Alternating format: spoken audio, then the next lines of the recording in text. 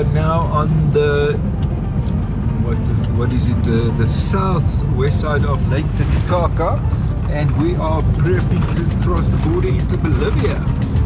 So we will start a new adventure today, as we have to handle the customs of Bolivia. First gonna cancel our temporary import to Peru and get a stamp out. Luckily we got our visas for Bolivia pretty easily. It cost us $30 each, but we could get it done within a day after filling in everything online and then handing everything in at the consulate in person as well. But yeah, there in the distance is the arch that will welcome us to Bolivia. We were here 15 years plus ago when we crossed by bus. But yeah, so, and that was a snap border crossing. The immigration took 2 minutes and the temporary importation permit took 5 minutes due to my wife's very good chance. And there is a nice welcoming orchestra getting ready as we are in Bolivia. Less mountains to go up and down because we are already very high. So let's go and visit Copacabana.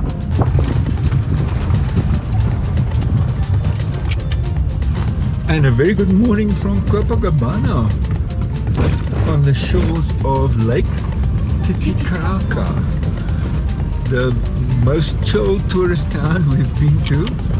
If you One like. of the most, yes. But yeah, it's a good starting point for Bolivia. Yeah. You can relax, have drinks, be pulled around on some rubber animals on the lake, or go on cruises. We have just been chilling, went for a few drinks, had a few cocktails, and just reset and got ready for Bolivia. I did all our manual stuff, all our practical stuff, got our SIM cards, got used to the shopping in Bolivia, and today our adventure will really start. Bless you. Still getting used to the altitude. Not getting used. Still getting used to not getting used to. Yeah. Although we've been higher, Bolivia seems to be at 3.8 all the time, 3,800 meters. So yeah, we have to get used to it. But yeah, we still pant when we do anything. Packing up the car takes a bit longer. Now our adventure really starts. Fulla from the state of Bogota. Yeah, it was probably yesterday as well. Seeing quite a lot of gringos, but not many overlanders so far. Although I did see one vehicle, a Chilean vehicle that looks like an overlander, with very tired people behind the wheels. So let's go. We're not going to show you too much Copacabana because we didn't really do anything exciting. But yeah, let's go and explore Bolivia. Our end target is to cross the Salar de Uyuni and enter into Argentina. Enter into Chile. And we will not be driving as much because we've driven way too much, and we've decided short distances, lots of chilling. So we will only show you what we think is exciting, and the rest we'll just know we'll be relaxing, because we have big distances coming up again once we hit Argentina. But yeah, let's go. We then hugged the coast of Lake Titicaca as we continued on. It's one of the biggest and deepest lakes in the world.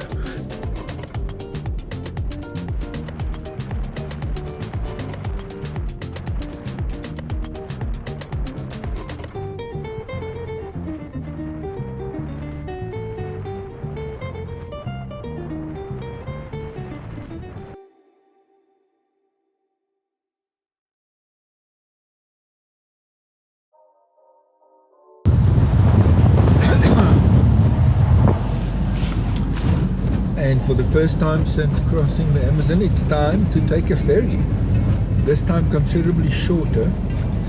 in distance. But yeah, let's see what the experience is like. The ferries look considerably smaller as well. But we know that it can handle a bus. Yeah, at least. If it can handle a bus, it can carry our house. Buenos dias.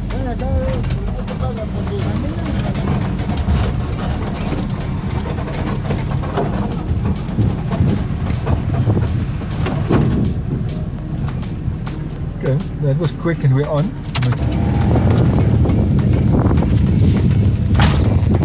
Quite a bit of a breeze on the water.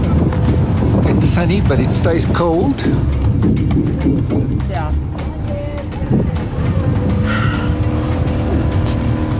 I think the last time we did it was 16 years ago.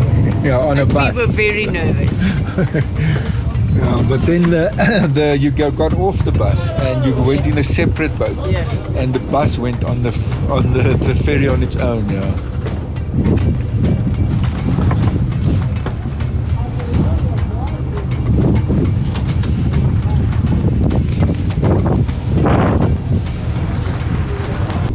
The setup and construction of these ferries hasn't changed since we last took them, but these guys know what they're doing. Everything was very basic and made from wood. The landing was also just wood and mud-packed bricks and rocks as reinforcement. So it needed a special technique to slow down the ferry and to make sure that it's anchored correctly and it's easy to drive off.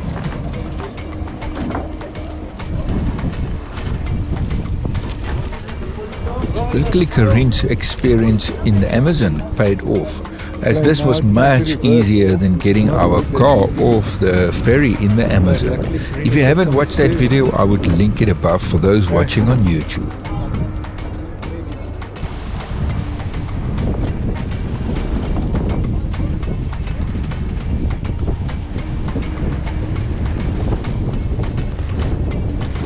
Kom maar net, kom! Get by a plek. After getting our van off the ferry, it was time to take the road to La Paz. It was great having our first wild camp in Bolivia. We stopped off at a small restaurant to have a great meal, and we were rewarded by the most amazing sunset over Lake Titicaca before we headed off to La Paz.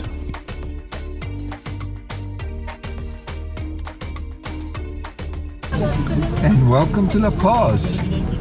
We ran into a crazy market that's all over the streets. Karin is handling it with patience. The attitude of the drivers are much better than the attitude of the drivers in Peru. But we have to dodge babies. And you can buy anything you want. We spotted the teleférico, which is supposed to make it a lot easier. Ja, it's voorbij. Yeah. There's cones, there's people, there's stalls, there's big mobile stalls. We thought that we would come on a Thursday to avoid the Friday chaos. Not only to get the WhatsApp from the campsite owner that there is a market here today and there's no way to avoid it. So we are nearly, I think we might be, I don't know, halfway. Yeah. But it's quite a chill traffic jam, much less intense than in Peru. Yes. You can buy all sorts of plastic crap from China. Yes. You can buy shoes made from car tires. There's a few local things as well. Yeah, we have seen some local stuff. Lots of ladies in white skirts, with traditional clothes. Yeah.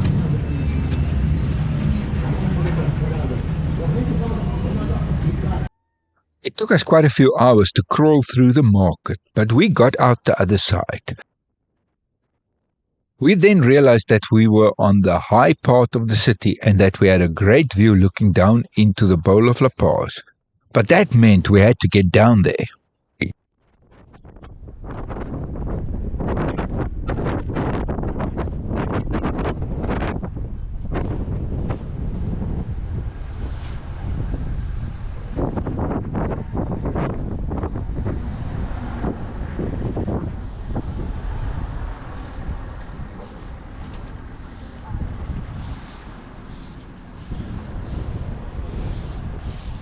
And then we had to head down into the bowl of the city.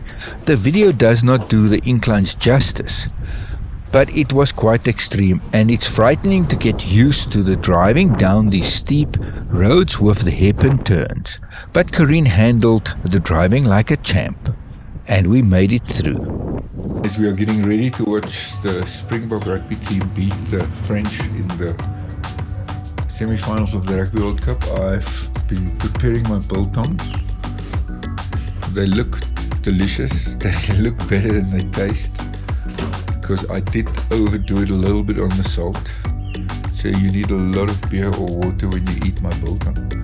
But overall they've dried well, there's been no insects around them, so I would call this a success, a very salty success. Biltong is a favorite South African dried meat snack made from meat that you've spiced and salted for a day and then you hang up to dry. It's very similar to jerky, but much better. As we were at very high altitude, the air was very dry. There was a very low level of humidity, so it was relatively easy to dry meat. I just hung it up on a string in front of the car and put a small fan on it. There was very few insects in the campsite, so we had no risk of insects laying eggs in the dried meat. The discovery of La Paz continues, but today we are rather taking a taxi or a collectivo and a teleferico, a cable car, seeing that the traffic can be slightly challenging here in La Paz. But we will take you along and show you a little bit of the city, and maybe even Corinne will go to a museum with us today. Are you feeling museumish? My back is a bit sore. So probably yes. But we're going to an interesting museum. We're going to a museum with masks and material. So now we're waiting outside the campsite for a collectivo, a taxi. They don't run like on schedule, you have to wait and wave. So let's see how it goes. Catching the combi taxi or collectivo was not as difficult. People were very helpful and friendly and made space for the wheelchair, so we could head off to the teleferico. Navigation was again a bit of a challenge as we got used to the town and getting around. So let's hit that. But it was a very easy way to the travel, highest one in the world. high up in the sky. We are off on an exploration of La Paz on the teleferico. Very wheelchair accessible. So 10 out of 10 for that La Paz. And let's see what the city looks from. Let's see what the city looks like from the sky. Okay. Is it better than driving, honey? Yes, much better. Much better. No pollution. It's a huge city. We're going over the mountain. Okay. We now have to navigate because there is many lines with many colors, and we need We to... are now in green. We're going to do blue, silver, orange, red. Okay. Blue, silver, orange, red. Yeah. The aki, like this, that.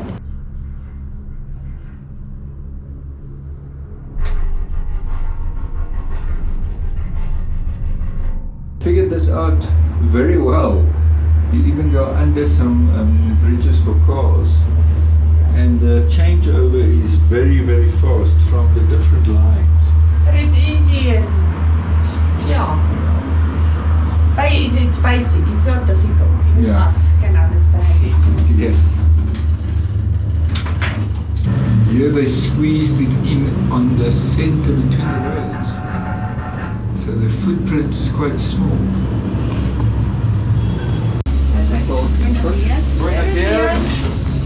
Gracias. It's fascinating the way the Bolivians remember their past loved ones.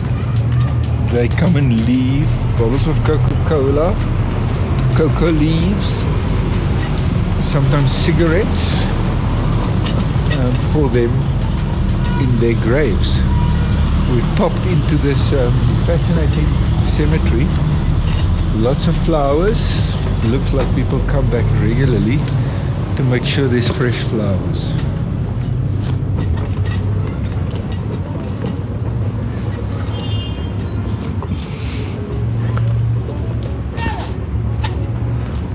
Even a bottle of whiskey can be seen. Next up on our tour of La Paz was the Witches Market, but that turned out to be much more of a tourist market with the normal stuff that tourists want up for sale. But it was a pretty place. Think of the Witches Market where there's no witches and just a lot of gringos. I don't know. So when we got in here, we saw a few stalls with the embryos. Yes, So that was maybe the Witches Market, but yeah, this is more tourist market. yeah, more It's tourist beautiful. trap. Yeah.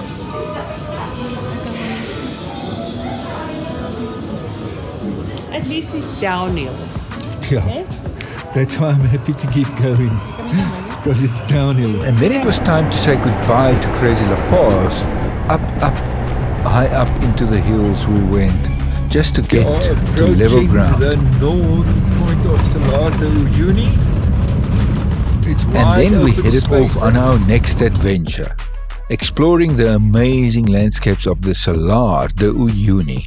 And we spent a great few days exploring this vast white landscape. But that's a story for another time, so please remember to like, subscribe and hit that bell icon so you won't miss out on future adventures. Thank you for our Patreons for making these videos possible.